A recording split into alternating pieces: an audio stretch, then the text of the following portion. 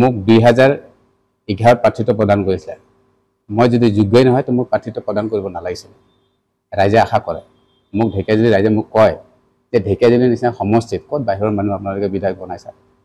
মই কৈছোঁ মই কেনেকৈ বনাইছে আপোনালোকে ভোট দিছে কয় নাই আমি বিজেপিকে ভোট দিছোঁ তোমালোকে প্ৰাৰ্থিত্ব কেলে দিছে মই কৈছোঁ মইতো দিয়া নাই নহয় ৰাজ্যিক নেতৃত্বহে দিছে এতিয়া মই কি কৰিম বুলি কৈছোঁ কৈছে নহয় কোৱা ৰাজ্যিক নেতৃত্ব ক'ব লাগে লোকেল মানুহ হ'ব লাগে ৰাইজে যিহেতু মোক কয় নাই তুমি চাগে মোক ৰাইজৰ এটা অভিযোগ আছে মোৰ ওপৰত ডাঙৰ অভিযোগ আছে আপোনালোক মোক কৈছোঁ সংবাদ মাধ্যমৰ যোগেদি মোক কয় যে তুমি চাগে মেনেজ হৈছা অশোক সিঙৰ পৰা টকা পইচা লৈছা কাৰণে তুমি টিকেট এৰি দিছা এইটোতো হ'ব নোৱাৰে এইটোতো সাধাৰণ মানুহে বুজি নাপায় কিন্তু কথাটো কয় কিন্তু সেই কথাটোৰ কাৰণে মই এইবাৰ 26ত নিৰ্বাচন অৱতীৰ্ণ হ'ম মানে পাৰ্টি কি হ'ব পাৰ্টি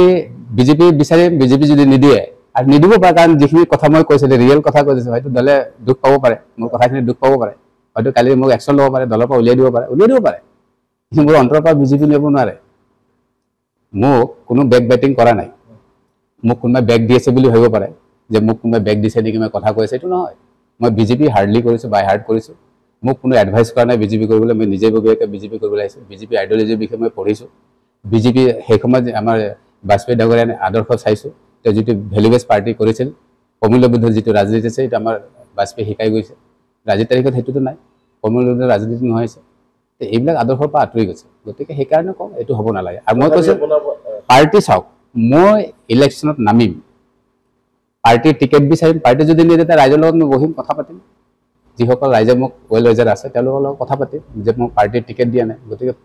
মই কি কৰিম যদি কংগ্ৰেছে বিচাৰে কংগ্ৰেছে যাব সেই সময়ত দেখিম এই সময়ত যদি ৰাইজে কয় নাই কংগ্ৰেছৰ পৰা যদি খেলিব লাগে কংগ্ৰেছৰ পৰা খেলিব লাগিব যদি কয় এজিপিৰ পৰা খেলিব লাগে এজিপিৰ পৰা খেলিম বা জাতীয় পৰিষদ থাকিব বা বহুত পাৰ্টি আছে সময় ক'ব আৰু নহ'লেতো মোৰ নিজৰ ব্যৱস্থা মই ইণ্ডিপেণ্ডেণ্ট হ'ম বাটা চৰাইম ব্ৰেণ্ড চলিব ভাৰ্চেছ অশোক সিঙাল এৰি দিয়া নহ'ব আৰে ভাই এইটো কেনেকুৱা কথা হ'ব কওকচোন কিবা কাৰণত অশোক সিঙাল ইয়াত আহিলে ঠিক আছে প্ৰাৰ্থিত্ব দিছে মই কাম কৰিছোঁ 100% কাম কৰিছোঁ মোৰ নিজৰ ইলেকশ্যন মই নিজে খেলা ইলেকশ্যন দৰে মই কাম কৰিছোঁ ক'ব নোৱাৰে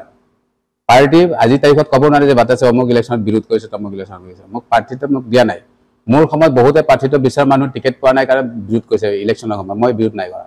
মই একনিষ্ঠাৰে কাম কৰিছোঁ আজিও কৰি আছোঁ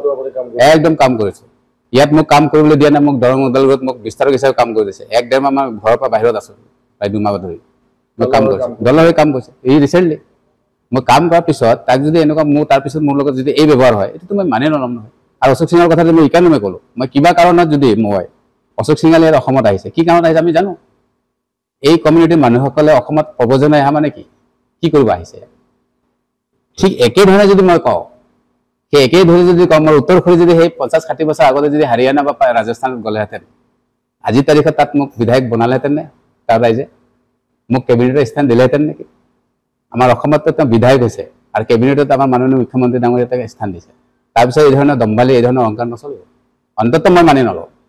অসমত কোনে মানি থাকক মই মানি নলওঁ অশোক সিঙালক পাৰিলে প্ৰাইম মিনিষ্টাৰ পাতি দিয়ক হোম মিনিষ্টাৰ পাতি দিয়ক CM পাতি দিয়ক কিন্তু মই ঢেকিয়াজুলিৰ পৰা নহওঁ চিধা কথা এইটো নহ'ব আৰু এটা দেখিবলৈ পাইছে চাওক মই একেবাৰে বিদ্ৰোহ কৰিছোঁ বুলি কথাটো নহয় দলত যিটো চলি আছে বা বৰ্তমান দলে গঢ়ি দিয়া যিটো আমাৰ চৰকাৰ বনাই দিয়া যিখন চৰকাৰৰ যিসকল প্ৰতিনিধি আছে যিখিনি কাৰ্য কৰি আছে সেইখিনিৰ ওপৰত মোৰ অসন্তুষ্ট আছে আমাৰ বিশেষকৈ আমাৰ ঢেকিয়াজুলি সমষ্টি যিহেতু মই তাৰ পৰা মই বিলং কৰোঁ মই জিলা সভাপতি হিচাপে মই শোণিতপুৰ জিলা সভাপতি হিচাপে দায়িত্ব নিৰ্বাহ কৰিছিলোঁ বৰ্তমান ৰাজ্যিক সমিতিৰ সাধাৰণ সম্পাদক আছে আমাৰ ৰাজ্যিক কাৰ্যনিৰ্বাহক সদস্য হয় পাৰ্টি মোৰ এটা কথা হৈছে যে ভাৰতীয় জনতা পাৰ্টি মই কি কাৰণত কৰিছিলোঁ আমাৰ মাননীয় মুখ্যমন্ত্ৰী ডাঙৰীয়াই কৈছে যে অসমীয়াৰ খিলঞ্জীয়াৰ স্বাৰ্থত মই কাম কৰি আছোঁ কিন্তু তেওঁৰ সতীৰ্থ এগৰাকী মন্ত্ৰী অশোক সিঙাল ডাঙৰীয়াই তেওঁ কি কৰি আছে তেওঁ মোক ব্যক্তিগত বেয়া পাব পাৰে স্বাভাৱিক থাকিব পাৰে পাৰ্টিত ইজনে সিজনে বেয়া পাব পাৰে কিন্তু তেওঁ যিটো কাম কৰিছে মোৰ গাঁৱত 6 বিঘা মাটি বেচা কিনা হৈছে যি কামটো মই প্ৰায় 2.5 পৰা 3 বছৰ মই বন্ধ কৰাই ৰাখিছিলোঁ যে এই অঞ্চলত সেই সন্দেহযুক্ত নাগৰিক বা অখিলঞ্জীয়া মানুহ যাতে এই অঞ্চলত ভূমি ক্ৰয় নকৰে কাৰণ এই অঞ্চলটোত আমাৰ এটা সামাজিক পৰিৱেশ বিনষ্ট হ'ব পাৰে এই প্ৰতি লক্ষ্য ৰাখি মই চাৰ্কল অফিচাৰক তাৰ সেই অঞ্চলৰ মণ্ডল মই কৈছোঁ যে এই কামটো কৰিব নালাগে যিজন মাটি বেচোঁতা আছে তেওঁ মাটি বেচিব তেওঁৰ অধিকাৰ আছে ঠিক আছে আমি ভাল এজন স্থানীয় ব্যক্তি আমি বিচাৰি উলিয়াই দিম এইখিনি সব ঠিক আছে 3 বছৰলৈকে তাত ফাইলৰ হাত দিয়া নাছিলে মণ্ডলে তাৰপিছত সেই ব্যক্তিগৰাকীয়ে মন্ত্ৰীক গৈ পেলাই কোৱাৰ পিছত মন্ত্ৰীয়ে চাৰ্কল অফিচাৰক মাতি সেই ফাইল উটাপ কৰি পাৰ্মিশ্যন দিয়াৰ ব্যৱস্থা কৰিছে তথাপিও মই এই কথাটো কৈছোঁ চাৰ্কল অফিচাৰক কৈছে যে কিয় এইটো কাম কৰি আছে তেতিয়া তেওঁ কৈছে যে মোৰ বহুত প্ৰেছাৰ মন্ত্ৰীয়ে প্ৰেছাৰাইজ কৰিছে অশোক সিংহাল মই কৰিব লগাৰ বাধ্য হৈছোঁ বুলি কৈছে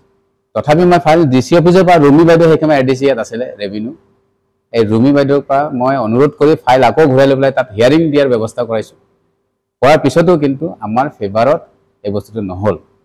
মই এই কাৰণে কথাটো কৈছোঁ এই কথাটো এতিয়া ক'ব পাৰে মন্ত্ৰী মহোদয় আপোনালোকে যদি সোধে তেওঁ ক'ব পাৰে এইবিলাকত মই জড়িত নহয় স্পষ্টকৈ ক'ব চৰকাৰ চলি আছে আমাৰ মুখ্যমন্ত্ৰী আমাৰ আছে মন্ত্ৰী আমাৰ আছে অফিচাৰ কাৰ কথাত চলে অফিচাৰ কাৰ কথাত চলিব অফিচাৰ যদি এইটো হয় যদি হয় তেতিয়াহ'লে কিয় কামটো নহ'ল মই সেইকাৰণে কৈছোঁ যে মই কংগ্ৰেছ চৰকাৰৰ দিনত এগৰাকী ফখৰুদ্দিন আলী আহমেদ বুলি এগৰাকী চাৰ্কল অফিচাৰ আছিলে সেই সময়তে মোৰ গাঁৱত সন্দিগ্ধ মানুহে মাটি কিনিব পৰা নাছিল কিন্তু মোৰ চৰকাৰ মই বিজেপি সভাপতি থাকোঁতে যদি এইটো হৈছে